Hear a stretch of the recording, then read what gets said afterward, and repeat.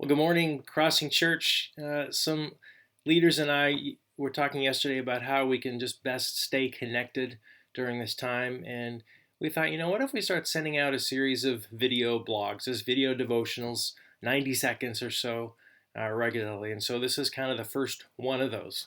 Uh, like I said, they're going to be typically 90 seconds. This one might be a little longer because I just took up about 20 of my seconds. But anyway, the idea is just that we give a thought for the day, just to focus our eyes on Christ, focus our eyes on God, in whom is our strength. So I'm just going to tell you what I've been reading these days. I just got finished reading the book of Isaiah, and this is Isaiah 64, really powerful prayer, and it's been my prayer the last few days. Isaiah 64, verses 1 through 4 says, "Oh, that you would burst down from the heavens and come down. How the mountains would quake in your presence. As fire causes wood to burn and water to boil, your coming would make the nations tremble. Then your enemies would learn the reason for your fame.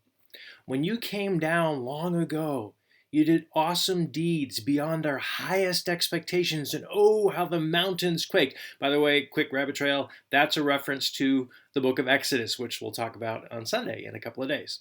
Verse 4, "For since the world began, no ear has heard, and no eye has seen a God like you, who works for those who wait for him." Let me read that again. "No ear has heard, no eye has seen a God like you, who works for those who wait for him." So here's the thought for the day.